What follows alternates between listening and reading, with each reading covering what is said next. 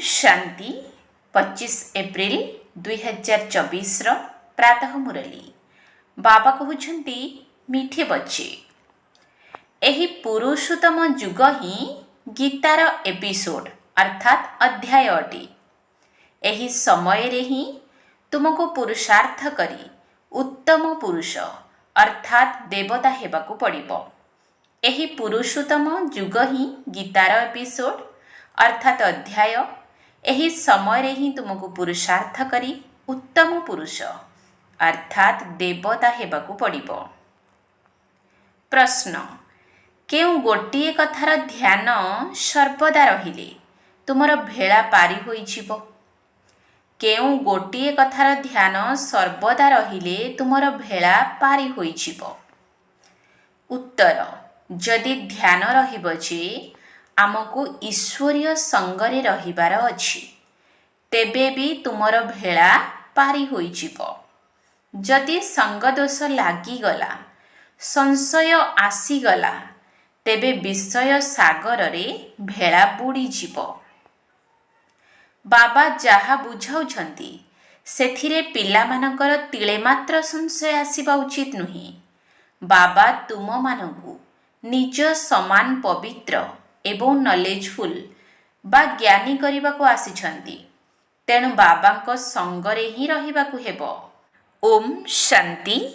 भगवान वाच पिला माने जानिछंती जे बाबा सेही राजयोग शिखाउछंती जहा 5000 वर्ष पूर्वे शिखाइथिले। पिला माने जानिछंती दुनिया रे तो एक कथा केही जानि नाहंती तेणु पचारिबा दरकार गीतार भगवान केबे आसीथिले। भगवान जहा कहउछंती जे मु राजयोग शिखाई तुम मानकु राजा मानकर राजा करूछि सही गीतार अध्याय केबे होइथिला एहा पचारिबा दरकार। एही कथा केही भी जानि नाहंती तुमे वर्तमान वास्तव रे सुनुछ। गीतार अध्याय कलिजुग अंत एवं सत्यजुग आदिर मिलन समय रे ही हेबा दरकार। आदि सनातन देवी देवता धर्मर स्थापना करिबा पाई निश्चित रूपे संगम रे ही आसीबे। पुरुषोत्तम संगम जुग निश्चित रहिछि जदिও पुरुषोत्तम वर्षर गायन करुछंती परंतु बिचरा मानकु जणा नाही। तुमे मीठा मीठा संतान माने जानिछ उत्तम पुरुष तैयारी करिबा पाई अर्थात मनुष्य को उत्तम देवता करिबा पाई बाबा आसी पढ़ाउछंती।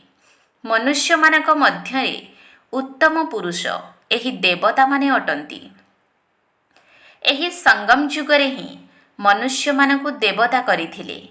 देवता माने निश्चित सत्य जुगरे ही रहिबे बाकी समस्ते कली जुगरे अछंती। तुमे संतान माने जानिछ आमे हेउछु संगम जुगी ब्राह्मण। एहाको पक्का पक्का मने रखिबाकु हेबो।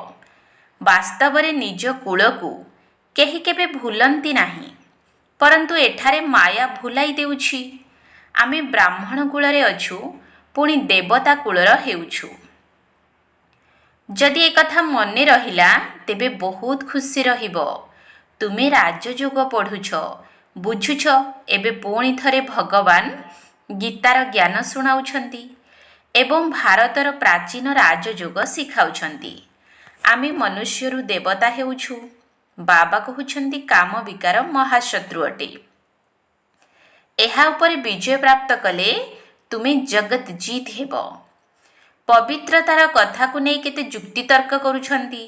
मनुष्य मानक पई विकार तो जेपरि गोटिए संपत्ति अटे। लौकिक बाबांक ठारू एही संपत्ति मिलिछि। बालक हेले प्रथमे बापांक ठारू एही वर्षा मिली थाए शादी बर्बादी कराउछंती एवं बेहद्र बाबा कहउछंती काम महाशत्रु तेबे निश्चित काम को जीतिले ही जगत जीत हेबो। बाबा निश्चित रूपे संगम रे ही आसीथिबे। महाभारत लड़ाई मध्य रहिछि। आमे भी निश्चित भावे एठारे रहिछु। एपरि भी नुहे समस्ते संगे संगे काम विकार को जीति जाउछंती। प्रत्येक कथारे समय लागि थाए। मुख्य कथा पिला माने लेखुछंती जे बाबा आमे विषय बैतरणी नदी रे पड़ी गलु तेबे निश्चित भावे କୌଣସି ଅର୍ଡିନାନ୍ସ ଅଧ୍ୟାଦେଶ ରହିଛି? ବାବାଙ୍କର ଆଦେଶ ହେଲା କାମ ବିକାରକୁ ଜିତିଲେ ତୁମେ ଜଗତ ଜିତ ହେବ। ଏପରି ନୁହେଁ ଜଗତ ଜିତ ହୋଇ ପୁଣି ବିକାରଗ୍ରସ୍ତ ହେଉଥିବେ। ଏହି ଲକ୍ଷ୍ମୀ ନାରାୟଣ ଜଗତ ଜିତ ଅଟନ୍ତି। ତାଙ୍କୁ ସମ୍ପୂର୍ଣ୍ଣ ନିର୍ବିକାରୀ କୁହାଯାଉଛି। ଦେବତାମାନଙ୍କୁ ସମସ୍ତେ ନିର୍ବିକାରୀ କହିଥାନ୍ତି।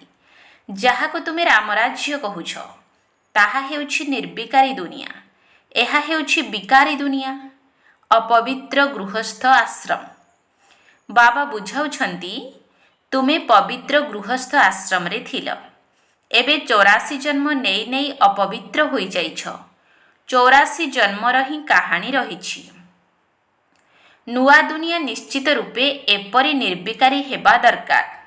ଭଗବାନ ଯିଏ ପବିତ୍ରତାର ସାଗର, ସିଏ ହିଁ ରାମରାଜ୍ୟର ସ୍ଥାପନା କରୁଛନ୍ତି। ପୁଣି ତାପରେ ରାବଣ ରାଜ୍ୟ ବି ନିଶ୍ଚିତ ଆସିବ।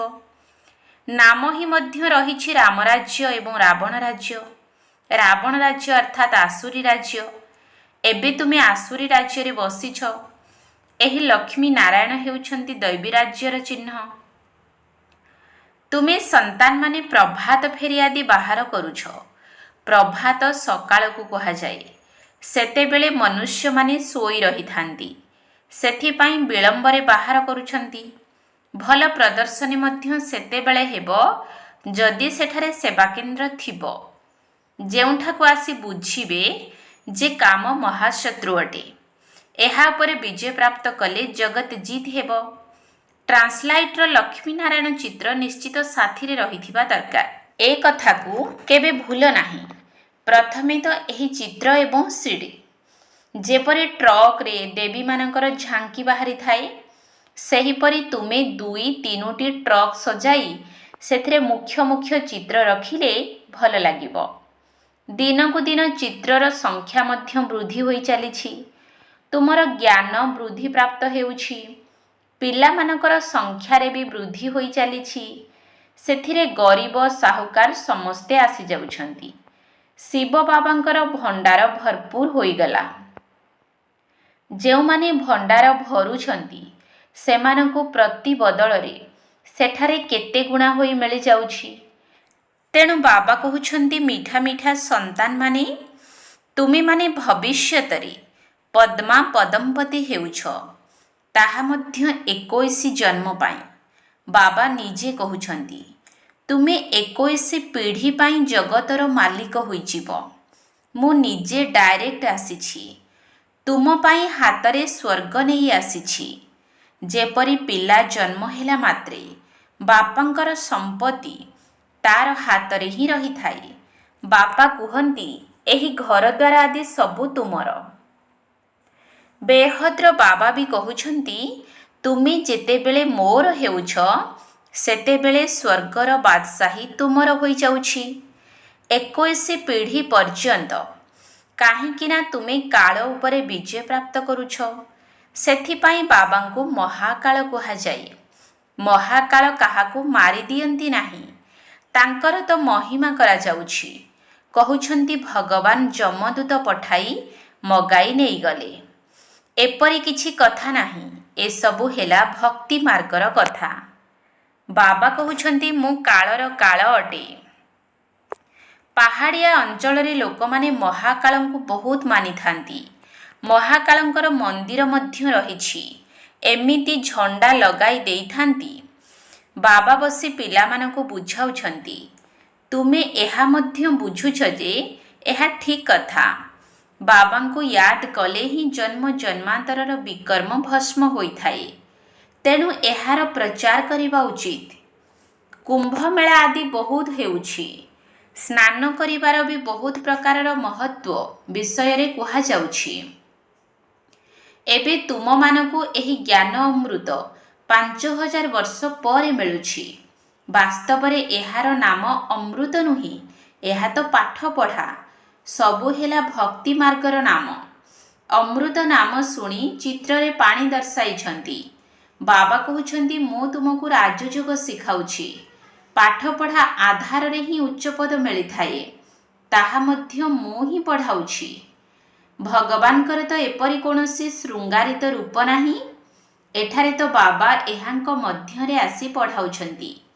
ପାଠ ପଢ଼ାଇ ଆତ୍ମାମାନଙ୍କୁ ନିଜ ସମାନ କରୁଛନ୍ତି। ନିଜେ କ'ଣ ଲକ୍ଷ୍ମୀନାରାୟଣ ହୋଇଛନ୍ତି ଯାହାଦ୍ୱାରା କି ନିଜ ସମାନ ଲକ୍ଷ୍ମୀନାରାୟଣ କରିବେ? ଆତ୍ମା ପଢ଼ୁଛି, ତାଙ୍କୁ ନିଜ ସମାନ ନଲେଜଫୁଲ୍ କରୁଛନ୍ତି। ଏପରି ନୁହେଁ ଯେ ଭଗବାନ ଭଗବତୀ କରୁଛନ୍ତି। ସେମାନେ କୃଷ୍ଣଙ୍କୁ ଦେଖାଇଛନ୍ତି ସେ କିପରି ପଢ଼ାଇବେ। ସତ୍ୟ ଯୁଗରେ ପତିତ ରହିବେ ନାହିଁ। ଶ୍ରୀକୃଷ୍ଣ ତ ସତ୍ୟ ଯୁଗରେ ରହିବେ। ତାପରେ ଆଉ କେବେ ତୁମେ ଶ୍ରୀକୃଷ୍ଣଙ୍କୁ ଦେଖିବ ନାହିଁ। ଡ୍ରାମାରେ ପ୍ରତ୍ୟେକଙ୍କର ପୁନର୍ଜନ୍ମର ଚିତ୍ର ବିଲକୁଲ ନିଆରା ହୋଇଥାଏ। କୁଦରତ ବା ପ୍ରକୃତିର ଏହି ଡ୍ରାମା ବନି ବନାଇ ବନ ରହି ପୂର୍ବ ନିର୍ଦ୍ଧାରିତ। ବାବା କହୁଛନ୍ତି ଠିକ୍ ଏହିପରି ଏହି ଚେହେରାରେ ଏହି ବସ୍ତ୍ର ପିନ୍ଧି କଳ୍ପ କଳ୍ପ ତୁମେ ହିଁ ପଢ଼ିବ। ଅବିକଳ ପୁନରାବୃତ୍ତି ହୋଇଥାଏ ନା। ଆତ୍ମା ଗୋଟିଏ ଶରୀର ତ୍ୟାଗ କରି ଆଉ ଗୋଟିଏ ସେହିପରି ନିଏ ଯାହା କଳ୍ପ ପୂର୍ବରୁ ନେଇଥିଲା। ଡ୍ରାମାରେ କିଛି ଫରକ ହୋଇପାରିବ ନାହିଁ। ତାହା ହେଉଛି ହଦ୍ର କଥା। ଏହା ହେଉଛି ବେହଦ୍ର କଥା, ଯାହାକୁ ବେହଦ୍ର ବାବାଙ୍କ ଛଡ଼ା ଆଉ କେହି ବୁଝାଇ ପାରିବେ ନାହିଁ। ଏଥିରେ କୌଣସି ସଂଶୟ ଆସିବା ଉଚିତ ନୁହେଁ। ନିଶ୍ଚୟ ବୁଦ୍ଧି ହୋଇ ପୁଣି କିଛି ନା କିଛି ସଂଶୟରେ ପଡ଼ି ଆସିଯାଉଛନ୍ତି। ସଙ୍ଗ ଲାଗିଯାଉଛି। ଈଶ୍ୱରୀୟ ସଙ୍ଗରେ ଚାଲୁଥିଲେ ତେବେ ପାରି ହୋଇଯିବ। ସଙ୍ଗ ଛାଡ଼ିଲେ ବିଷୟ ସାଗରରେ ବୁଡ଼ିଯିବ। ଗୋଟିଏ ପଟେ କ୍ଷୀର ସାଗର, ଅନ୍ୟପଟେ ବିଷୟ ସାଗର। ଜ୍ଞାନକୁ ଅମୃତ ମଧ୍ୟ କହନ୍ତି। ବାବା ହେଉଛନ୍ତି ଜ୍ଞାନର ସାଗର। ତାଙ୍କର ମହିମା ବି ରହିଛି। ତାଙ୍କର ଯେଉଁ ମହିମା ରହିଛି ତାହା ଲକ୍ଷ୍ମୀ ନାରାୟଣଙ୍କୁ ଦିଆଯାଇପାରିବ ନାହିଁ। ବାବା ହେଉଛନ୍ତି ପବିତ୍ରତାର ସାଗର। ଯଦିଓ ଦେବତାମାନେ ସତ୍ୟଯୁଗ ତ୍ରେତାରେ ପବିତ୍ର ରହୁଛନ୍ତି, ପରନ୍ତୁ ସବୁଦିନ ତ ରହୁନାହାନ୍ତି। ତାପରେ ପୁଣି ଅଧାକଳ୍ପ ପାଇଁ ତଳକୁ ଖସୁଛନ୍ତି। ବାବା କହୁଛନ୍ତି ମୁଁ ହିଁ ଜଣେ ଅଟେ ଯିଏ ଆସି ସମସ୍ତଙ୍କର ସଦ୍ଗତି କରୁଛି। ସଦ୍ଗତି ଦାତା ଜଣେ। ସଦ୍ଗତି ପାଇଯାଉଛ, ତାପରେ ଏ ସବୁ କଥା ପୁଣି ରହିବ ନାହିଁ। ଏବେ ତୁମେ ସନ୍ତାନମାନେ ସମ୍ମୁଖରେ ବସିଛ। ତୁମେ ମଧ୍ୟ ଶିବ ବାବାଙ୍କ ଠାରୁ ପାଠ ପଢ଼ି ଟିଚର ହେଉଛ। ସେ ହେଉଛନ୍ତି ମୁଖ୍ୟ ପ୍ରିନ୍ସିପାଲ। ତୁମେ ମଧ୍ୟ ତାଙ୍କ ପାଖକୁ ଆସୁଛ। କହୁଛନ୍ତି ଆମେ ଶିବ ବାବାଙ୍କ ପାଖକୁ ଆସିଛୁ। ଆରେ ସେ ତ ନିରାକାର। ହଁ, ସେ ଏହାଙ୍କ ଶରୀରରେ ଆସୁଛନ୍ତି। ସେଥିପାଇଁ କହୁଛନ୍ତି ବାପ ଦାଦାଙ୍କ ପାଖକୁ ଯାଉଛୁ। ଏହି ବାବା ହେଉଛନ୍ତି ତାଙ୍କର ରଥ, ଯାହାଙ୍କ ଉପରେ ସେ ସବାର କରୁଛନ୍ତି। ତାକୁ ରଥ, ଘୋଡ଼ା, ଅଶ୍ୱ ବି କହୁଛନ୍ତି। ଏଥିପାଇଁ ଗୋଟିଏ କାହାଣୀ ରହିଛି। ଦକ୍ଷ ପ୍ରଜାପତି ଯଜ୍ଞ ରଚନା କଲେ, କାହାଣୀ ଲେଖି ଦେଇଛନ୍ତି, ପରନ୍ତୁ ଏହା ତ ବାସ୍ତବ ନୁହେଁ। ଶିବ ଭଗବାନ ଉବାଚ, ମୁଁ ଭାରତରେ ଅତି ଧର୍ମଗ୍ଲାନି ସମୟରେ ଆସିଥାଏ। ଯଦିଓ ଗୀତାବାଦୀ କହୁଛନ୍ତି ୟଦା ୟଦା ହି ଧର୍ମସ୍ୟ, ପରନ୍ତୁ ଅର୍ଥ ବୁଝୁନାହାନ୍ତି। ଏହା ତୁମର ବହୁତ ଛୋଟ ବୃକ୍ଷ, ଏହାକୁ ତୋଫାନ ବି ଲାଗୁଛି। ନୂଆ ବୃକ୍ଷ ନା, ଏହାର ପୁଣି ମୂଳଦୁଆ ମଧ୍ୟ ଅଟେ। ଏତେ ଅନେକ ଧର୍ମର ମଝିରେ ଏକ ଆଦି ସନାତନ ଦେବୀ ଦେବତା ଧର୍ମର ଚାରା ଲଗାଉଛନ୍ତି। କେତେ ମେହନତ କରିବାକୁ ପଡ଼ୁଛି। ଅନ୍ୟମାନଙ୍କୁ ମେହନତ କରିବାକୁ ପଡ଼ୁନାହିଁ। ସେମାନେ ଉପରୁ ଆସୁଛନ୍ତି। ଏଠାରେ ତ ଯେଉଁମାନଙ୍କର ସତ୍ୟଯୁଗ ତ୍ରେତାରେ ଆସିବାକୁ ଥିବ, ସେହିମାନଙ୍କର ଆତ୍ମା ବସି ପଢ଼ୁଛନ୍ତି।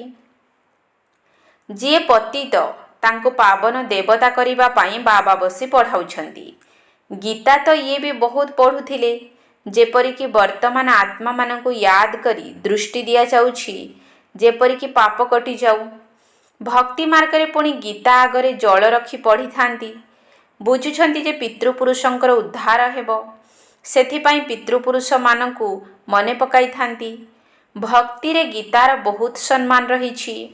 ଆରେ ବାବା କ'ଣ କମ୍ ଭକ୍ତ ଥିଲେ କି? ରାମାୟଣ ଆଦି ସବୁ ପଢ଼ୁଥିଲେ। ବହୁତ ଖୁସି ଲାଗୁଥିଲା। ତାହା ସବୁ ବିତିଗଲା। ଏବେ ବାବା କହୁଛନ୍ତି ଅତୀତକୁ ମନେ ପକାଅ ନାହିଁ, ସବୁକିଛି ବୁଦ୍ଧିରୁ ବାହାର କରିଦିଅ। ବାବା ସ୍ଥାପନା, ବିନାଶ ଏବଂ ରାଜଧାନୀର ସାକ୍ଷାତକାର କରାଇଲେ। ତେଣୁ ତାହା ପକ୍କା ହୋଇଗଲା। ଏସବୁ ସମାପ୍ତ ହୋଇଯିବ। ଏକଥା ପୂର୍ବରୁ ଜଣା ନଥିଲା। ବାବା ବୁଝିଥିଲେ ଏସବୁ ବିନାଶ ହେବ। ଏଥିରେ ଡେରି ହେବ ନାହିଁ। ମୁଁ ଯାଇ ଅମୁକ ରାଜା ହେବି। ଜଣା ନାହିଁ ବାବା କ'ଣ କ'ଣ ଭାବୁଥିଲେ।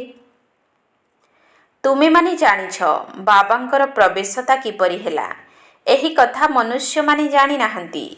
ବ୍ରହ୍ମା ବିଷ୍ଣୁ ଶଙ୍କରଙ୍କର ନାମ ତ ନେଉଛନ୍ତି, କିନ୍ତୁ ଏହି ତିନି ଜଣଙ୍କ ମଧ୍ୟରୁ ଭଗବାନ କାହା ମଧ୍ୟରେ ପ୍ରବେଶ କରୁଛନ୍ତି ଅର୍ଥ ଜାଣିନାହାନ୍ତି। ସେମାନେ ବିଷ୍ଣୁଙ୍କ ନାମ ନେଉଛନ୍ତି, ତେବେ ସେ ତ ଦେବତା ଅଟନ୍ତି। ସେ କିପରି ପଢ଼ାଇବେ? ବାବା ନିଜେ କହୁଛନ୍ତି ମୁଁ ଏହାଙ୍କ ମଧ୍ୟରେ ପ୍ରବେଶ କରୁଛି। ସେଥିପାଇଁ ଦର୍ଶାଯାଇଛି ବ୍ରହ୍ମାଙ୍କ ଦ୍ୱାରା ସ୍ଥାପନା। ଜଣେ ପାଳନା କରୁଛନ୍ତି ଏବଂ ଅନ୍ୟ ଜଣେ ବିନାଶ କରୁଛନ୍ତି। ଏହା ବହୁତ ବୁଝିବା ଯୋଗ୍ୟ କଥା। ଭଗବାନ ଉବାଚ ମୁଁ ତୁମକୁ ରାଜଯୋଗ ଶିଖାଉଛି। ସେହି ଭଗବାନ କେବେ ଆସିଥିଲେ ଏବଂ ଆସି ରାଜଯୋଗ ଶିଖାଇ କେବେ ରାଜପଦ ଦିଆଇଥିଲେ ତାହା ବି ବର୍ତ୍ତମାନ ତୁମେ ବୁଝୁଛ। 84 ଜନ୍ମର ରହସ୍ୟ ବି ବୁଝାଇଛନ୍ତି। ପୂଜ୍ୟ ପୂଜାରୀର ବିଷୟ ବି ବୁଝାଇଛନ୍ତି। ବିଶ୍ୱରେ ଏହି ଲକ୍ଷ୍ମୀ ନାରାୟଣଙ୍କର ଶାନ୍ତିର ରାଜ୍ୟ ହିଁ ଥିଲା, ଯାହାକୁ ସାରା ଦୁନିଆ ଚାହୁଁଛି।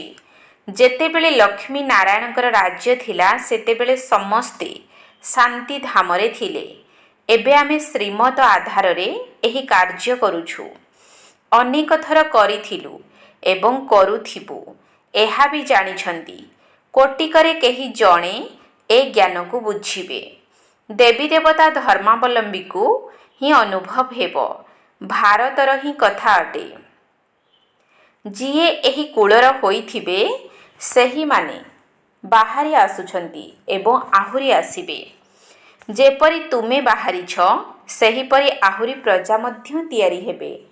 ଯିଏ ଭଲ ପଢ଼ନ୍ତି ସେ ଉଚ୍ଚପଦ ପାଆନ୍ତି। ମୁଖ୍ୟ ହେଉଛି ଜ୍ଞାନ ଯୋଗ। ଯୋଗ ପାଇଁ ମଧ୍ୟ ଜ୍ଞାନ ଦରକାର।